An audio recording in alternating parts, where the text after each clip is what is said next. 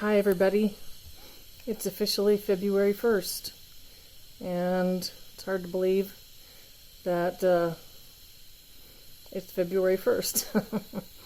Time sure has been going by faster than I realize, and I guess I owe everybody a video.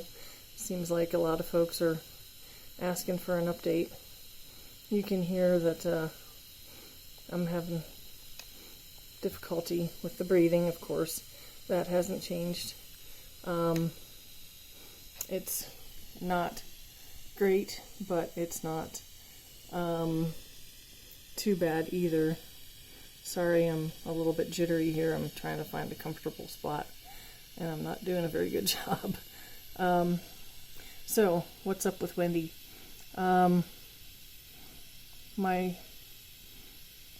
My dance with the medical establishment continues. It's an experimental dance. Seems like that's all we're doing every week is experimenting with the meds to try and get them right so that I can have as little pain as possible and breathe without having coughing fits and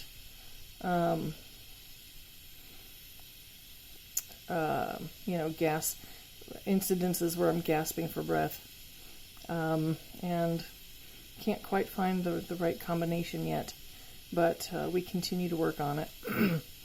Some weeks are better than others.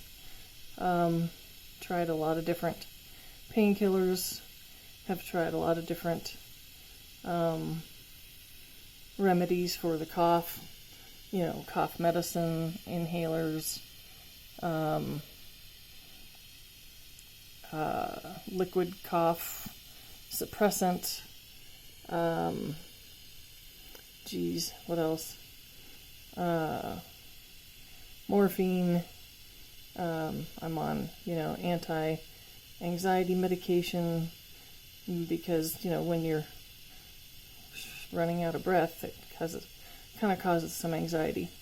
So anyway, that's the medical side. Pain is definitely starting to show up more in my ribs and my back, and that's one of the reasons for the medical or the medicine change. The drugs that we're using, we have to keep changing them to try to find something that solves the pain problem but doesn't exacerbate the coughing problem, and that's the problem. Is we haven't found that combination yet. I think we're close though. So my daily quest is just trying to find some comfort, trying to find that sweet spot where I can get up under my own strength and my own power, and make it around the house to do the things that I need to do without getting winded. And that's where I'm running into trouble is I'm not in pain, but getting up under my own power really causes me shortness of breath. So I've been hitting some high heart rates, and I'm tracking my heart rate because hitting 180 heart rate just standing up is unusual. So I'm attributing that to one of the medications, and we're going to be talking to my caseworker and the doc today about that to see what other medication I should be on that's not causing me to hit 180 heart rate. Because that really knocks the wind out of you. Pun intended.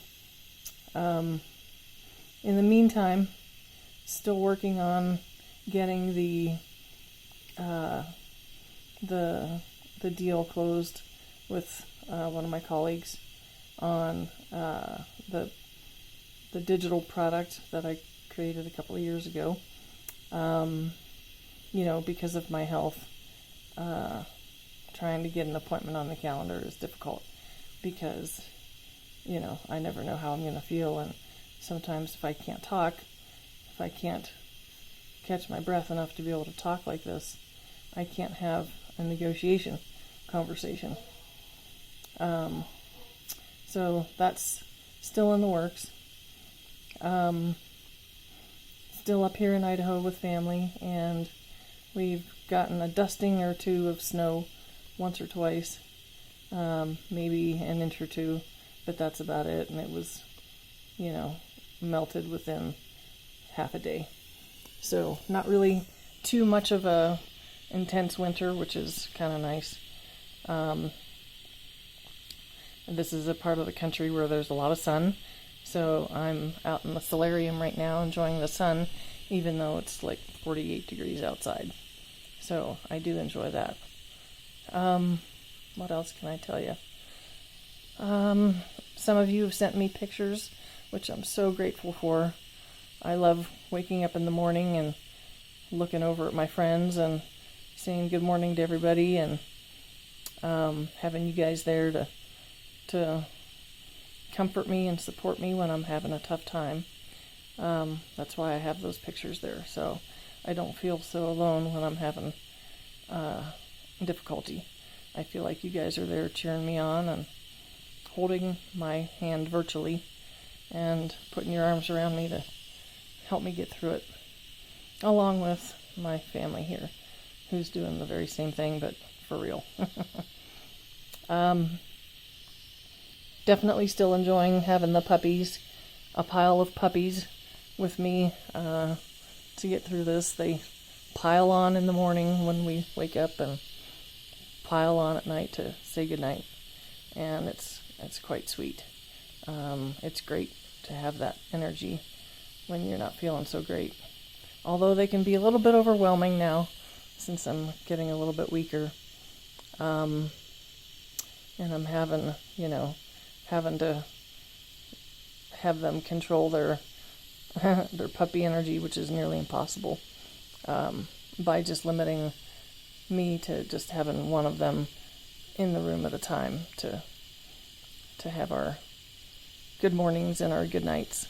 Or I just see them out in the dining or living room where it's a little bit less challenging, and it's not as easy for them to jump on me. Let's see what else. I'm getting close to having to use a walker on a pretty regular basis. Like I said, just because I'm having a hard time moving myself and using the strength of my own body to lift myself in and out of bed and off and on the toilet and up and down from the table for meals. And that's okay, it's part of the journey, I guess, and I knew it was coming. Just been able to hold it off this long. So I have one of those walkers that you can push yourself around on and then sit down if you need to. And then if that gets to be to the point where I can't push myself around, or I can't hold myself up and push myself around, then I'll go to the wheelchair, which I have that as well. So anyway, that's kind of a progress update. Here I am. Here's what I look like. Still have those Elvis cheeks from the prednisone. Those aren't going to go away, but at least they're not getting any bigger. I hope not, anyway. Doesn't look like they are. Two things that are working for me in a holistic sense: acupuncture and massage. I have 2 acupuncture appointments and 2 massages a week, and boy, that makes such a huge difference. It helps with stress, it helps with the pain, it helps with the anxiety, it helps with just all the blockages that my organs experience from the drugs it helps to keep everything moving and flowing a lot better. So I'm very grateful for that. Well, that's 10 minutes of me blathering on. Tell me how you are. If you have any other questions, I hope that I'm answering them and telling you what you're hoping to hear about. Last video, I think I had a question from someone. I think I answered it and did the best to my ability. But something maybe for you to think about is think about when you have a person in my situation in your life that is going through what they're going through. Before you start posting things on social media, make sure you ask them their permission first, because I have not posted anything about my condition on social media for a reason. I don't feel like that is public knowledge. The world doesn't need to know. The people who know are the people that I want to know. And a lot of people don't think about that. When it's something really big like this, a lot of times people just immediately go to social media and want to announce to the world what somebody else is going through for whatever reason I don't understand. But I would ask that as someone going through this, that you consider asking first if it's okay to say anything about that person's condition on any social media channels. Obviously, I'm on YouTube, but I mean, like, you know, the big ones like Facebook and Instagram, where there's a lot more activity, in my opinion, where people go to lurk and snoop around on each other. Anyway, that's enough for now. I sure love you guys. I love everybody. I miss you all, and I'll see you again soon, okay? Bye.